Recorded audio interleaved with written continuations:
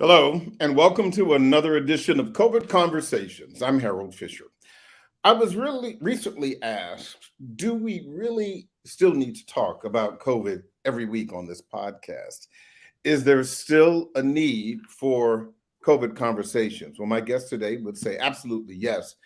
And here's why. We start this week's discussion, as we always do, with the latest COVID numbers. According to the latest statistics from the CDC, coronavirus cases are up nearly 25% in the past week, with more than 90,000 infections daily. The fatality rate is also up 13%, with 324 deaths daily, and hospitalizations are also on the incline, jumping more than 19% in the past week. But here's what's down. Vaccinations, COVID doses dropped more than 8% in the past 7 days. My guest today is on a mission to push friends, family, and loved ones to not get complacent and to take the COVID shots. Dr. Tanoa Hampton is a doctor of strategic leadership, a registered nurse, and an ordained minister. Dr. Hampton is also the program facilitator for DC Grandparents Against COVID. Dr. Hampton, thank you so much for joining the conversation. Thank you for having me today. I am constantly hearing from people that they want to put COVID behind them. Certainly that's understandable. And there's no need to continue talking about this virus. Your thoughts about that? Well, I think that's a huge mistake we're making if we're not going to continue those conversations. You just gave us the statistics, and it's vitally important that we continue this conversation and we continue the push so that we can really get back to our new normal and really begin to see our friends, our loved ones, our grandparents, and do the things that we need to do for our total health and well-being. You said new normal. Define that for me. So I don't believe that we're actually get back to doing things the way we did prior to COVID. We do know that there were some benefits for many people who got to work from home and things of that nature.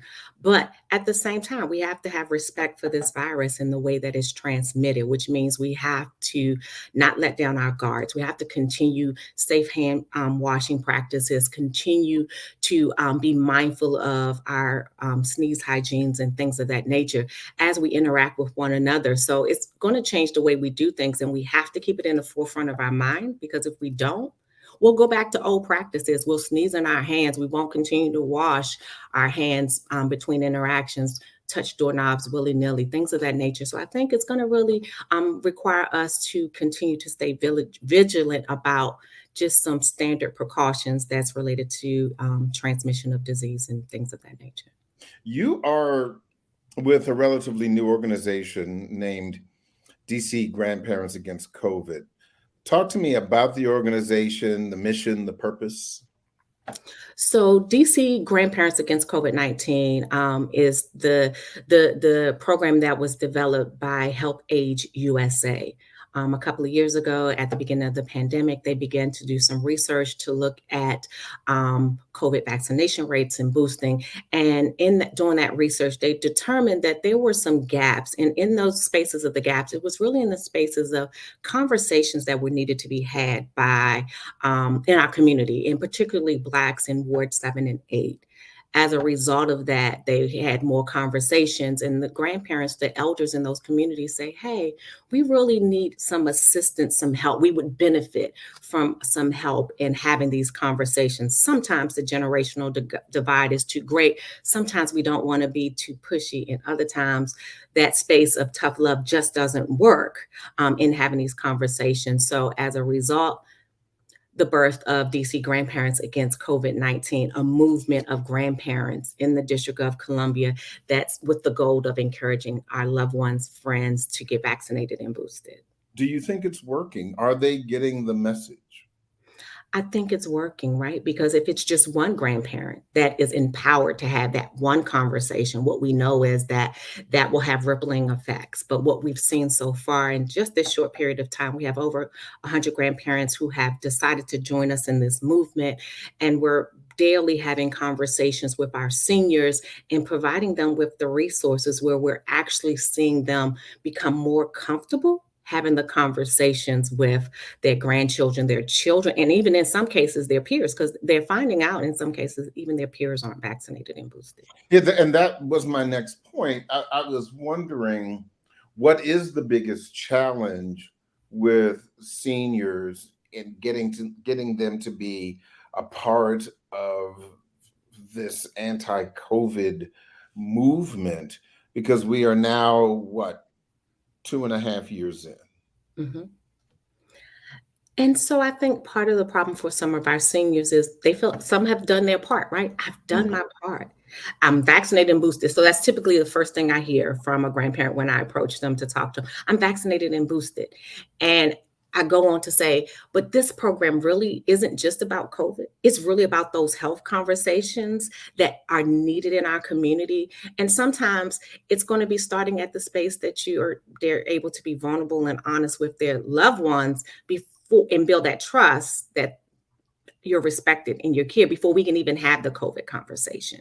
So what I found is that helping them understand that my goal is to assist you in being able to have some of the tough conversations. And I want to work with you through building trust, expressing empathy, right? And really finding the real reason why people don't want to be vaccinated. You can't offer them a solution if you don't understand their reason for either hesitancy or resistance. Mhm. You know, you're well aware that seniors were hit especially hard in the very beginning of the pandemic. That hasn't really changed much. It's one thing for seniors to talk to their senior peers, but do they have a message to the larger community? And if so, what do you think that is? Well, we know our seniors' voices matter, particularly in our community, right? They're our trusted voices. They're our big mamas. They're our big daddy. That's Uncle Joe. And I think, they were hardest hit. And many of them have been isolated from their grandchildren, children, their nieces, and they really want to get back to that space. So I think in us giving them, the words sometimes, or even just the space, and sometimes it's just holding the space for them to be able to be authentic about their own fears, so that when they begin to have the conversations with their grandchildren and children, they can find some common grounds in why this is important, not just for them but for the greater community at large. And our grandparents, they're phenomenal at doing that. They've seen some things, and some of us in other generations haven't quite lived long enough. And if we're able to help them have these empathetic conversations that really draw the next generations in, I think our community, one person at a time, one family member at a time, will be transformed, and we'll begin to see the effects of it, and more people getting vaccinated and boosted. But we got to first build that place to say, I have mutual respect for you, but let me give you some information that will help us in the long run to keep our community sustainable. Mhm. What do you believe is the call to action going forward for this particular constituency? So the call to action is empowering their voice, right? Your voice matters. Join the movement to use your voice, right, to make the change in our community. So what do I mean by that? I empower you to say, enough is enough. We want to get back to normal, but this is how we're going to do it, through love and compassionate conversations, so that we can really begin to see the change that we need to see with relationship to the COVID numbers. And, these go back to mass, don't go back to mass. We really want to get past that place that we have a space that we can really begin to live again. And I think that that's important to our mental health, particularly for our seniors. Mm. Another point, you are a nurse. Mhm. You're a nurse. Can you at least briefly talk to me about the evolution of COVID as it relates to you as a nurse, and some of the challenges and victories that you've seen over these past 2 years? So, interesting that you asked that. So, I've been a nurse for over 25 years, and the seniors have particularly been my community that Mhm. I have served. And I had the honor of serving as the executive director for the DC Board of Nursing at the height of COVID. So, when it first rolled through our doors, I was challenged with helping the nursing workforce move forward as they, as you know, were on the front line doing the work. And so we saw them, really be our heroes. They sacrificed times with their family and their friends, and many of them got sick, and some of them had to deal with their own mental health. And we've helped get through some of those moments. But I know that we also were some of those that were impacted by not being able to have significant number of healthcare workers. So that was some of the challenge that we've seen during the pandemic, which really impacted our communities, particularly for those who are aging in place, since DC does have a commitment to allowing our seniors to age in pace and live where they're most comfortable. So that space was very difficult in the beginning, but what we saw was the community banding together, regulators, practitioners, and the community coming together to address the needs related to ensuring that our seniors and those who needed assistance were getting registered for the vaccine, were able to get the vaccines, or providing transportation. So we saw a huge push for people to get involved in spaces that they didn't. So volunteerism from various spaces. So those were some of the things that we saw at the beginning. Where are we at now? Mm-hmm. Healthcare still hasn't given up. They're still showing up every day and trying to find creative ways to be able to engage and ensure that people get vaccinated and boosted. So we know we have faith in health initiatives. So to engage the faith community, we're with our program, DC Grandparents Against COVID-19, we are engaging our senior communities. And we most recently did some intergenerational conversations with some 30-year-olds, 18 and 20-year-olds in conversation, just to hear their point of views, right? To get them involved. And it is making a difference, not as much as we probably want, but guess what? I think we're seeing some movement as people are taking some personal responsibilities in our community, but yet there's still so much more to do. We cannot get complacent. We can't let our guard down, and we can't stop doing the work. We're going to have to keep pushing to make sure that everyone gets vaccinated and boosted. And as the science evolves, right? Because medicine is the practice. So there's not an exact science to it. As it evolves, we have to be willing to share that information and correct where there may have been either misinformation or disinformation that has been shared, so that people will, be able to make decisions that respect their personal beliefs, religious beliefs, but also their things that are best for themselves and their community. You said that you've been a nurse for 25 years, yet I think it's an easy argument to make that no one in the medical profession has seen anything like this. The only thing close to this would probably be the AIDS epidemic. But how do you believe that COVID has changed you personally? You were there in the beginning, you're still in the fight now. But from a personal perspective, how have you evolved, and what is different about you now compared to BC, before COVID? So before COVID, I probably was more health focused on just the practice of medicine, the practice of nursing. And I think probably since COVID, I've become more concerned with wellness.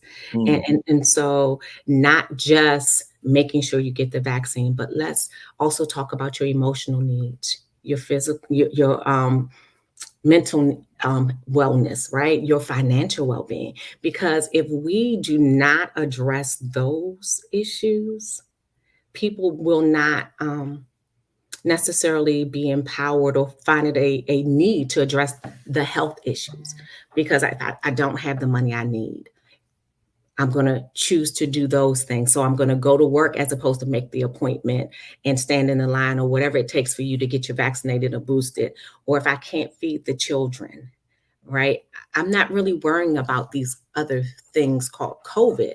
My focus is on my own well-being. And so I think what I have come to learn is not that health isn't important. I'm a healthcare practitioner, right? And I've committed my life to that. But I also believe now that we have to take a look at the other areas of health and well-being that COVID has impacted, that I believe ultimately is impacting why people are choosing to or not to get vaccinated and boosted.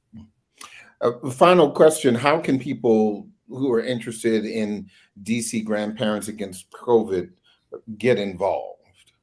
So how can you get involved? We're looking for 500 people or more to join us in this movement.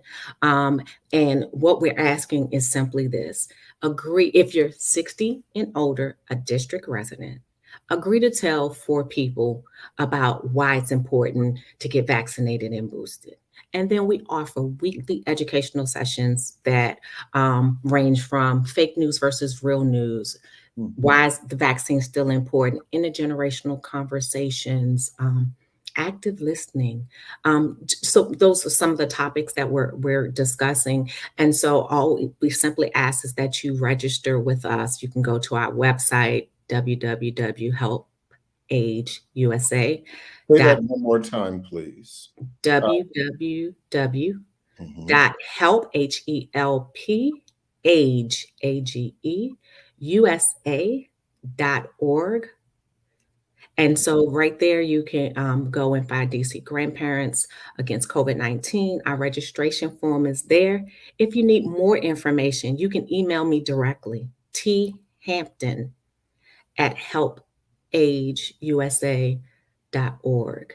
I am more than happy to come out, speak with you, speak with your organization. If you have seniors that you believe are 60 and older that will be able to assist in this movement, we want to get the education into their hands. We want to be able to empower them to be advocates in the community for their health and well-being. And yes, we're talking about COVID today, but I promise you that the techniques can be applied to any health issue that's plaguing our community. So that's what we're here to do. So please feel free to reach out to us. It's vitally important that we help empower the voices of our seniors because their voices matter. Dr. Tanoa Hampton, thank you so much for sharing your expertise and your insight with us. Thank you, sir. I appreciate you having me here today. And thank you so much for joining us this week for another edition of COVID Conversations, where, of course, each week at 12 noon, we bring you the experts to help us get beyond the double talk and straight to the facts. I'm Harold Fisher. Have a safe and healthy week.